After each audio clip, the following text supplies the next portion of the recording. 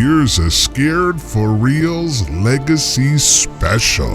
Hey, Chris O'Neill. Adam Perry. And we're here to talk, I call it Essential Cinema, Metropolis. This month, back in 1927, made its premiere. And for a film that is so loved now, so celebrated, Adam, we were talking about how hated it was. Yeah, it was made in Germany during the Weimar period. You know, the Third Reich was in control.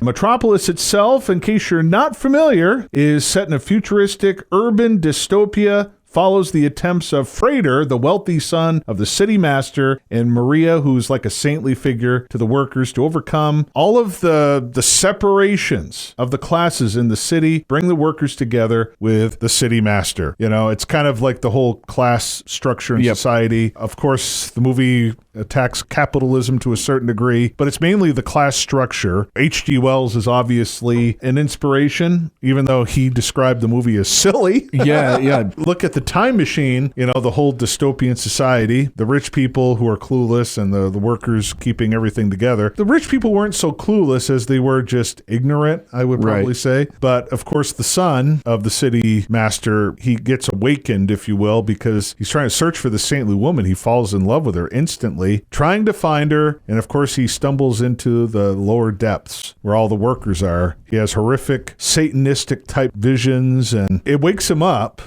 So he decides to do something about it, and that's pretty much the story. This movie influenced so much, you know, from Blade Runner to Star Wars, Minority Report. I mean, this movie is still influencing cinema to this very day. Some of the elaborate special effects, I still haven't seen anything like this before or since. I mean, this is 1927. You got the elaborate special effects, set designs ranging from huge Gothic cathedrals to like this huge futuristic cityscape. Now, Fritz Lang reported that the film was born, he said, from my first sight of the skyscrapers in New York when he visited there in 1924. I guess it was the first time seeing it. He looked into the streets, the glaring lights, the tall buildings, and there he conceived Metropolis, apparently. Although, in actuality, Lang and the novelist Harbaugh had been at work on the idea for over a year. But, yeah, his first impressions of the city, Lang said that the buildings seemed to be a vertical sail. They had a luxurious backdrop suspended in the dark sky, he added, to dazzle, distract, and hypnotize. There you have it. The appearance of the city of Metropolis strongly influenced by the Art Deco movement, however. It also incorporates elements from other traditions. There's all sorts of architectural stuff, but I mean, just visiting New York City, he was inspired. Amazing how this film, when it first got made, got a mixed reception, although Hitler and Goebbels loved the movie.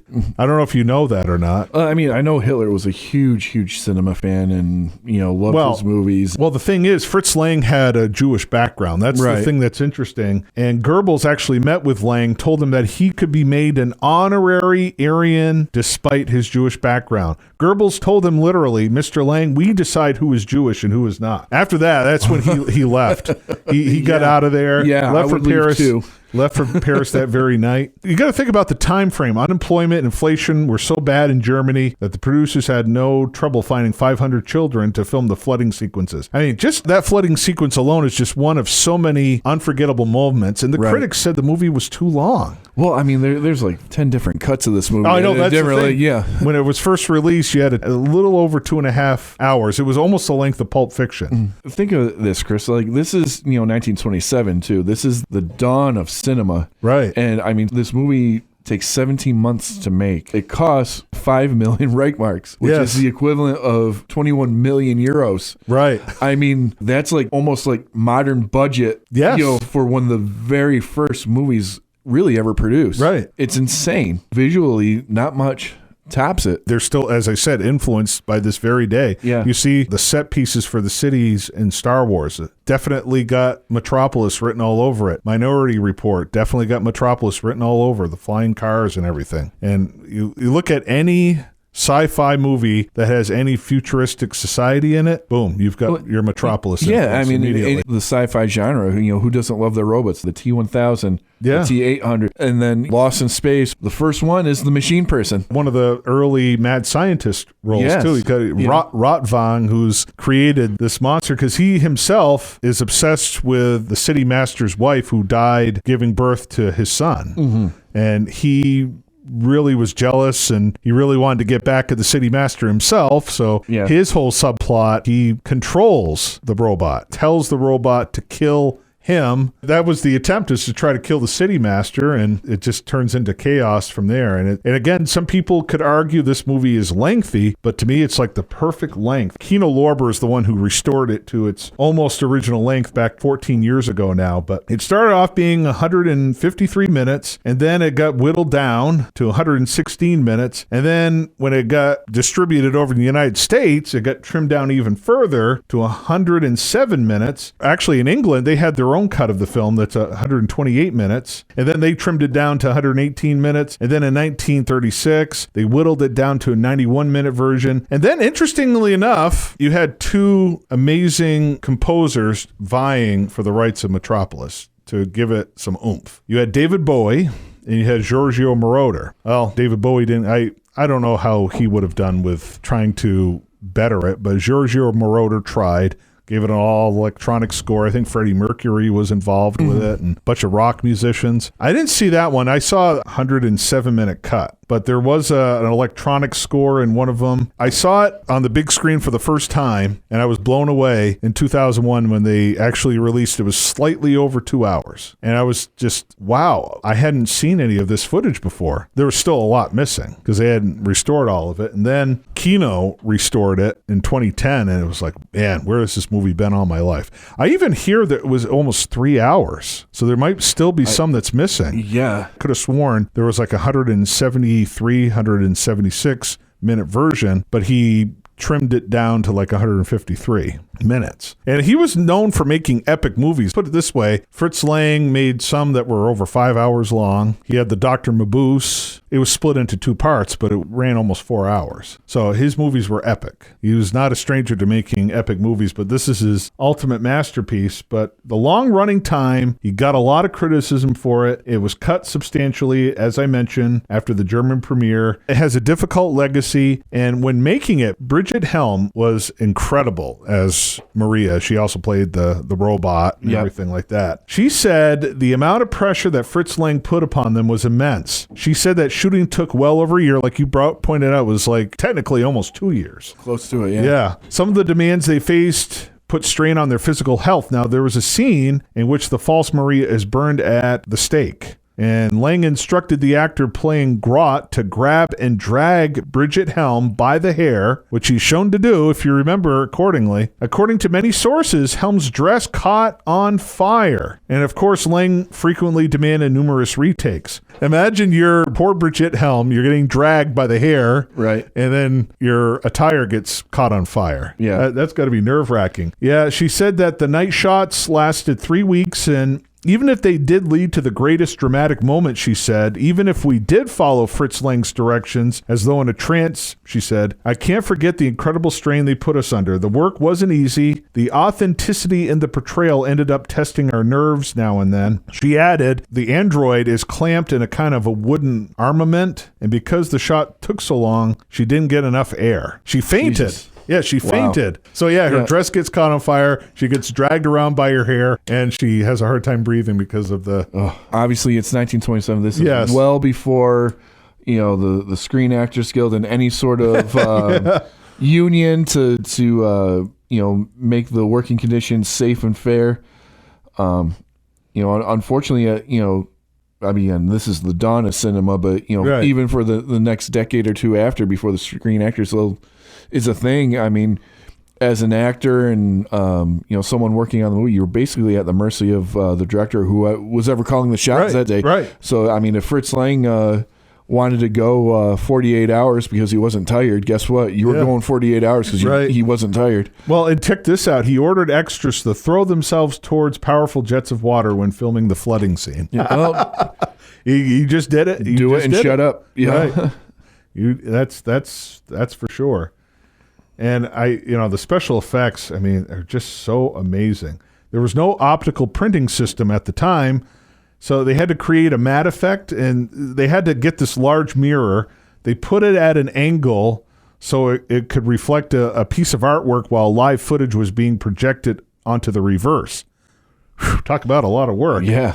Now, to expose the projected footage, the silvering on the back of the mirror had to be scraped off in strategically appropriate places. There was, imagine if there was like one mistake.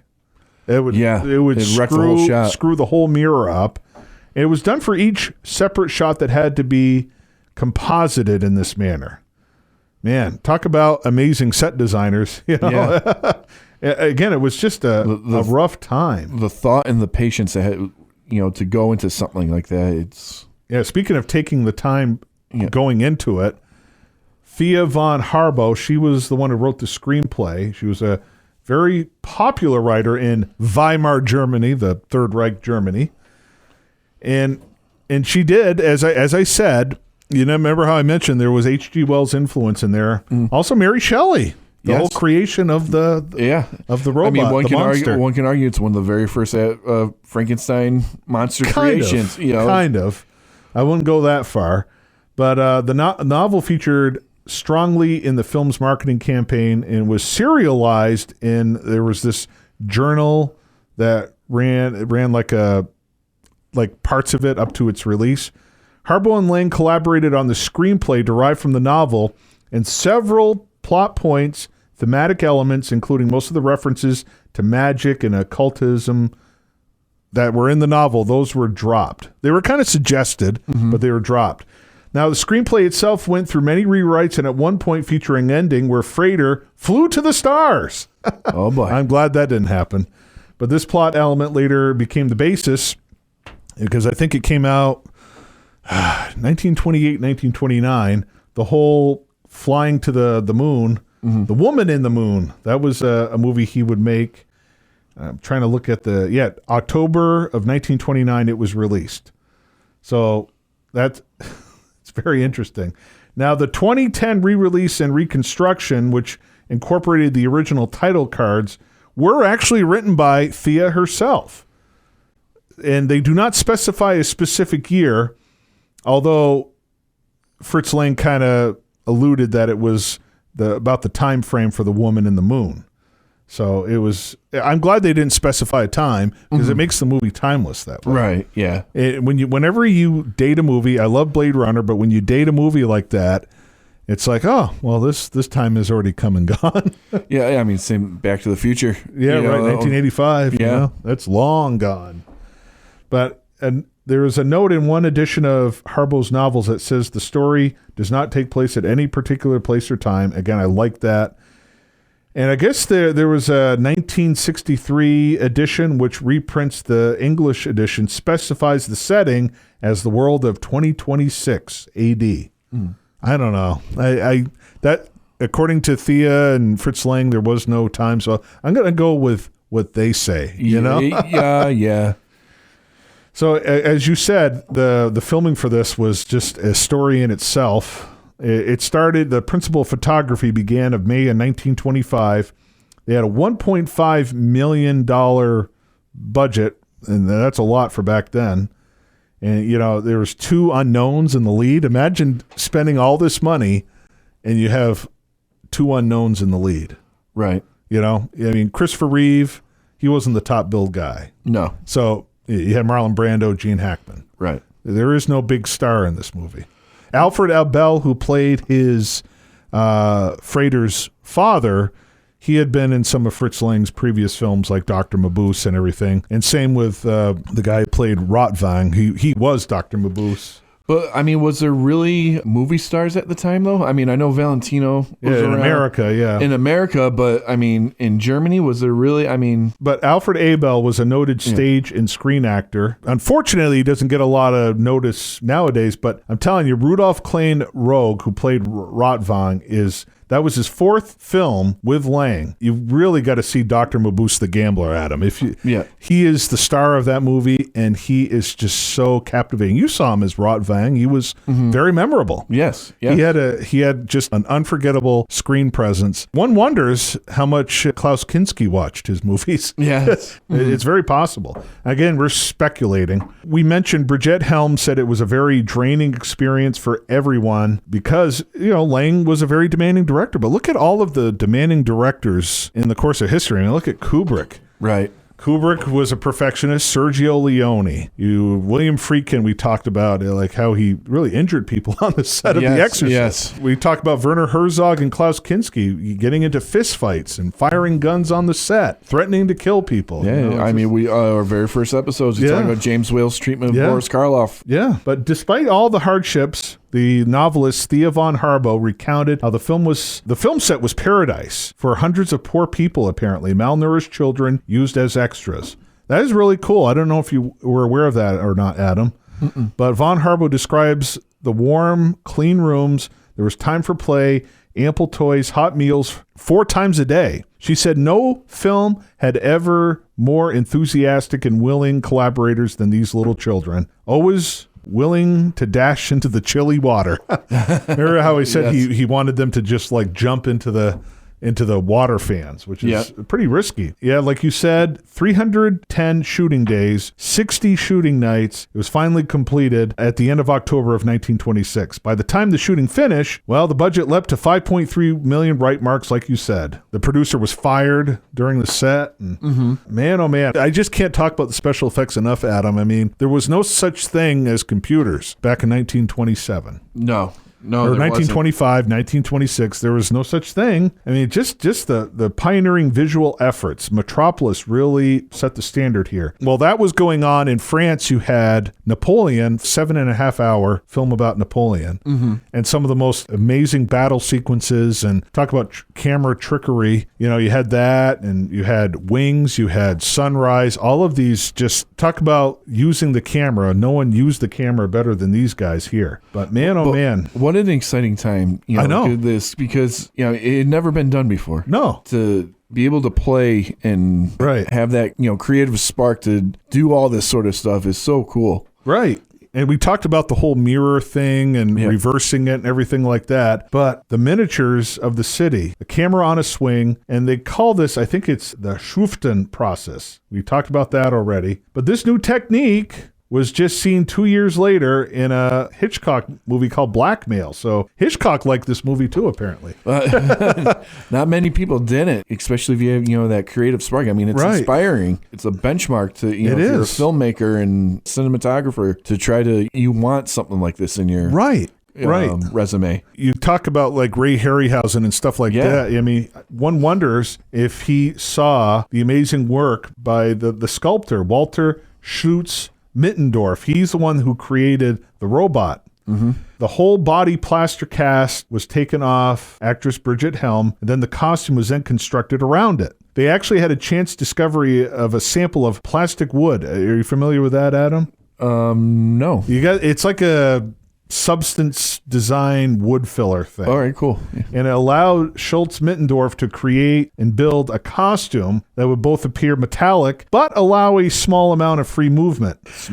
We talked about Karloff carrying up Colin on the hill and everything, injuring his leg and then having to walk around the way he did. Well, Bridget Helm sustained cuts, bruises, while in character as the robot, as the costume was rigid and uncomfortable. But again, this is 1927. Now if Bridget Helm was alive, she would just have to wear a suit, and it would be a CGI. Spandex suit with green dots. Yeah, green dots. But don't get me wrong, I would never want to see a poor actress tortured. But I mean, I guess it's one of my biggest problems with modern filmmaking today. You can't replace real. No, look at Godzilla. I mean, there was a guy in that suit. 150-pound. Godzilla suit. And to counter that, you look at a movie like Green Lantern, where the simplest thing is to put someone in a spandex superhero costume, and they couldn't even do that for Ryan Reynolds. No. It was a CGI mess. Right. Mess being the key word. Yes. The musical score, Gottfried Huppert's he composed for a large orchestra. He drew inspiration from Wagner, Strauss. He combined a classical orchestral style with some modernistic type touches to portray, the industrial city of the workers. Mm-hmm. Nestled within the score were some traditional pieces in there which matched the film's apocalyptic imagery. Hupert's music played a prominent role during the production. Composer often played the piano on Lange's set to inform the actors' performances. So it's kind of like the music was composed before the movie, and Leone did the same thing, especially with Once Upon a Time in the West. Mm-hmm. Ennio Morricone had already done the music, and he would play Ennio Morricone's music on the set because he wanted, there's literally one scene that the horse is almost galloping in beat to the music. Yes. It sounds like that's what was going on here. Yeah, I mean, you can hear some traditional pieces of music that you might recognize when watching the actual... Again, there was a lot of different types of scores that were kind of reimagined by other people. Mm-hmm. But the original Hupert's score is found on the Kino Lorber disc because the film's 2010 complete restoration premiere, they actually, at the theater, Hupert's score was performed live and then re-recorded, and this version was on the Blu-ray DVD editions that we now have, mm-hmm. which is great. Yes. It really is. But in 1975... the BBC provided an electronic score. That's the one I'm familiar with because that was on PBS all the time, and I watched it. I can't count how many times. Right. I mean, it was actually a pretty cool score. And then Australian composer Chris Neal got a hold of it 3 years later. He created his own experimental score for the movie. And then we talked about Giorgio Moroder. And then in 1991, the Clubfoot Orchestra, they created their own thing. And then you had an experimental rock musician, Rambo Amadeus, wrote his own version of it. And then you had the Degenerate Art Ensemble in 1996, who scored the film for a chamber orchestra. I mean, the list goes on and on and on and on and on. There's just so many different scores. I mean, it shows you how inspirational the film was. Right. And there was a Japanese anime film. Do you remember that one? 2001? I heard of it. I didn't watch it. I didn't watch it either. I get kind of snobby when people try to rework it. It's kind of loosely based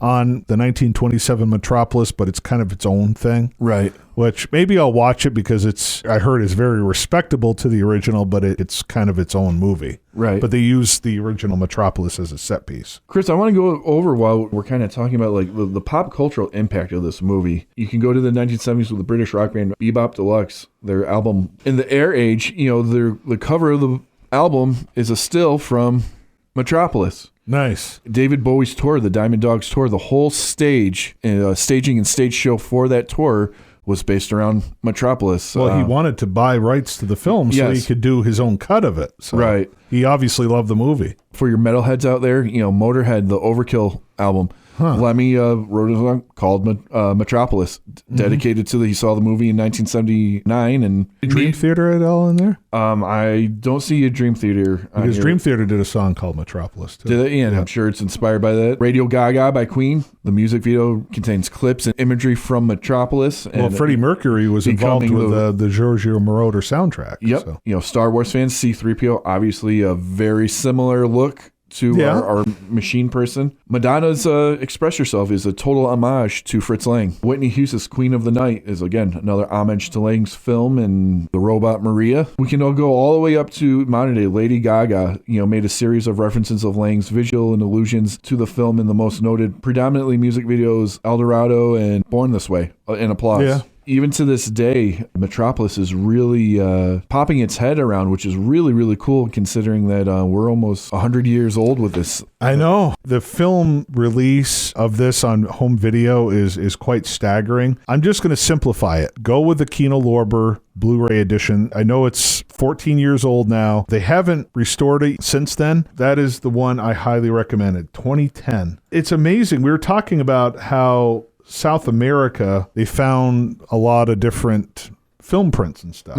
They found this damaged print. In 2008, they found the original cut of the movie. It was found, wow. Check this out. You'd think it'd be found somewhere in maybe Germany or Paris because he fled to Paris. They found it in Argentina, in a museum in Argentina, of all places. To quote the opening explanation in the restored film, if you have the Blu-ray, I'm going to repeat it. It was heavily damaged because it had been printed on 16 millimeter film stock, does not have the full aperture silent picture ratio. So in order to maintain the scale of the restored footage, the missing portion of the frame appears black. The black frame indicates prints at which footage is still lost. But yeah, 95% restored. That's as close as you're going to get to having the complete Metropolis, it looks like. But still, I wonder, because 170 something minutes it was originally. Was it filmed? We'll never know. Right. It's just something I read somewhere. It could be false. Who knows? But the copyright status in America, it lapsed in 1953, and that's why I think there was a lot of different versions kicking around there. But get this, under current U.S. copyright law, Metropolis officially entered the public domain last year, January 1st, 2023. All right. Yeah, Start some screenings.